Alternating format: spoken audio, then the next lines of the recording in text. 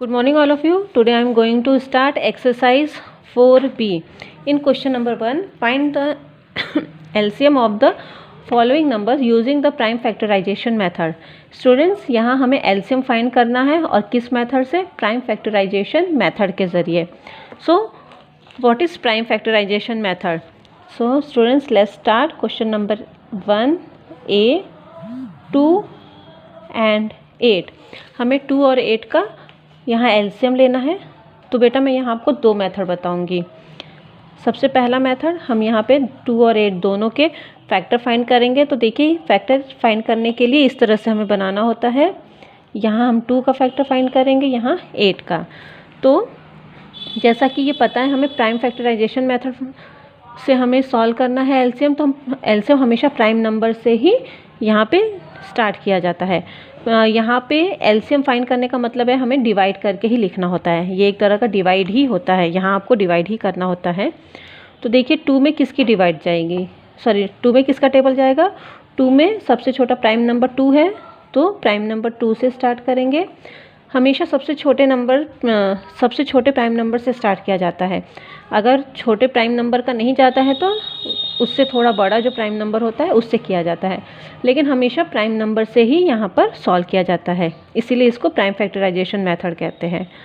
Okay, now 2 की table 2 में कितनी टाइम जाएगी, 1 टाइम. 2 1 जा 2. तो देखिए बेटा, ये इस तरह से सॉल्व होता है. 2 1 जा 2. ठीक है, 2 से आपने डिवाइड किया, ये आपका डिविज़र हो गया, ये डिविडेंड हो गया और ये आपका कोशेंट हो गया. ठीक है, 2 का टेबल 1 टाइम गया है. तो 2 1 जा 2. डिवाइड में हम क्या करते हैं बेटा, जब तक हमारा रिमाइंडर 0 नहीं आ जाता तब तक इसे सॉल्व करते हैं. एलसीएम में क्या करना होता है, जब तक यहाँ आंसर 1 नहीं आ जाता तब तक सॉल्व करना होता है. ओके, तो ये 2 वाला सॉल्व हो गया. नाउ नेक्स्ट 8 वाले में क्या करना है, जैसे कि मैंने आपको बताया, सबसे छोटे प्राइम नंबर से स्टार्ट किया जाता है. तो 2 की टेबल 8 में जाएगी, यस. तो 2 से करेंगे पहले. 2 की टेबल 8 में कितनी टाइम जाएगी, 4 टाइम. 2 4 जा 8. ओके, नाउ नेक्स्ट 4 में फिर किसकी टेबल जाएगी, अगेन 2 की. 2 हमारा प्राइम नंबर है. 2 2 जा 4. ठीक है, 2 2 जा 4. फिर 2 में किसकी टेबल जाएगी, अगेन 2 की, और 2 1 जा 2. तो देखिए बेटा, हमारा यहाँ लास्ट में 1 आ गया है. तो 1 आने तक इसे सॉल्व करना है. अब देखिए, हम अपना एलसीएम निकालेंगे. एलसीएम हमें कहा गया, तो एलसीएम किस तरह से निकालेंगे. तो सबसे पहले हम अपने फैक्टर्स को लिखेंगे. 2 का फैक्टर क्या आया है, 2 आया है ये. और 8 के क्या फैक्टर्स आए हैं, 1 2 3. 3 टाइम 2 आया है, इसलिए हम इसको मल्टीप्लाई करके लिखेंगे.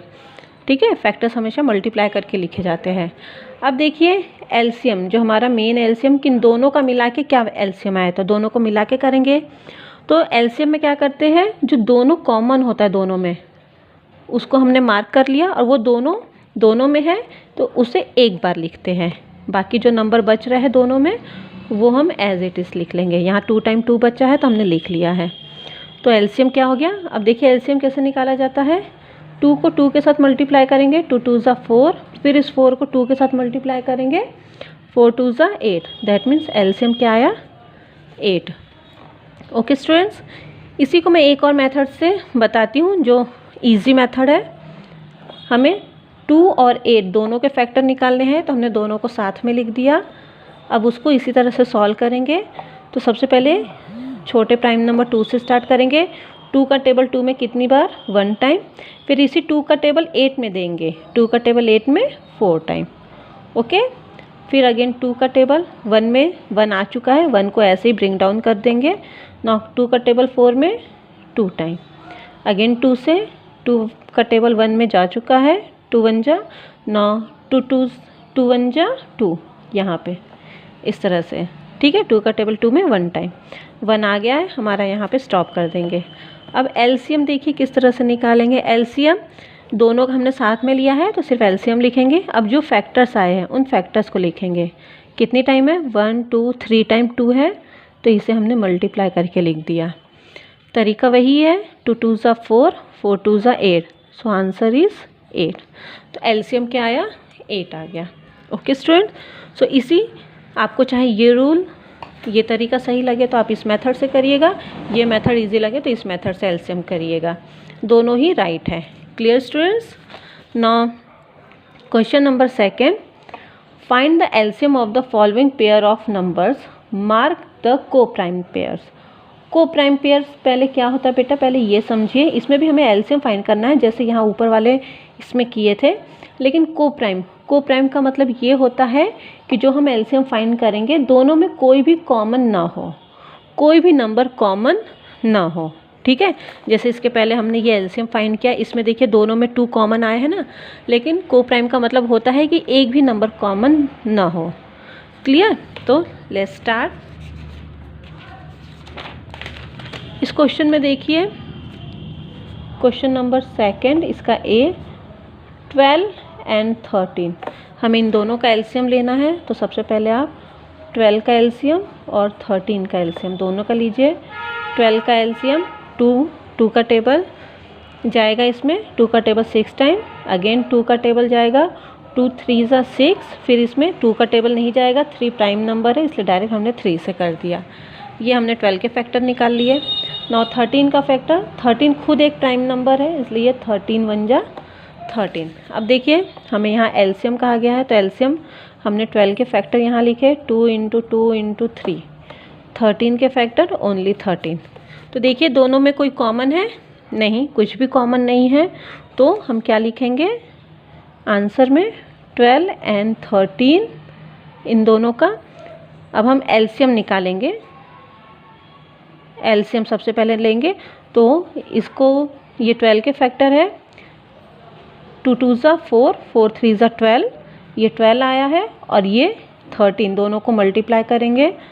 एलसीएम में मल्टीप्लाई किया जाता है सारे नंबरों को एक साथ, तो सारे नंबरों को हमने 12 और 13 को मल्टीप्लाई कर दिया, तो 12 13 ज़ा और 13 12 ज़ा होता है 156।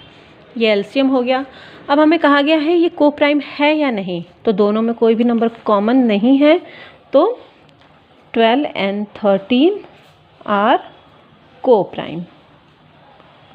ओके स्टूडेंट्स, को प्राइम पेयर्स। इसी तरह से आपको ये बाकी के सम्स करने हैं। Clear students? Now see question number 3, who am I, मैं कौन हूँ।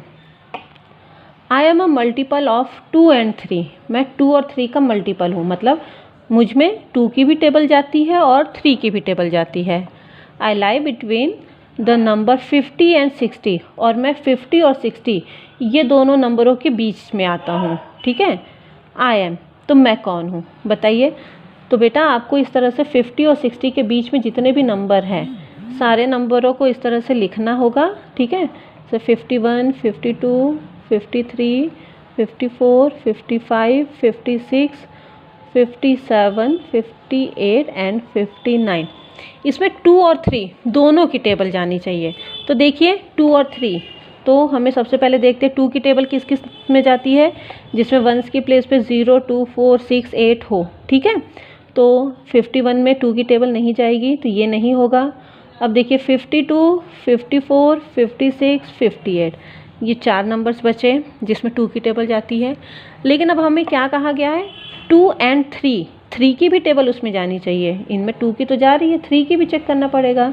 तो 3 की टेबल कैसे पता करेंगे हम, जैसे मैंने डिविजिबिलिटी रूल बताया था, दोनों को प्लस कर दीजिए, अगर वो 6 से डिवाइड होता है तो वो टेबल जाएगा। जैसे 5 + 2 7, 7 में 3 की टेबल नहीं जाती है तो ये नंबर भी नहीं होगा।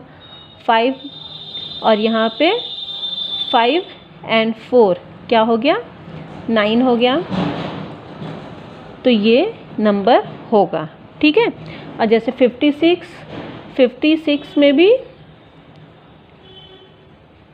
56 मतलब 11 होगा, तो 11 में नहीं जाएगा। और यहाँ पे 55 और 8 है, 58 है, तो ये 13 हो रहा है, 13 में भी 3 की टेबल नहीं जा रही है, तो मतलब वो नंबर क्या होगा, 54।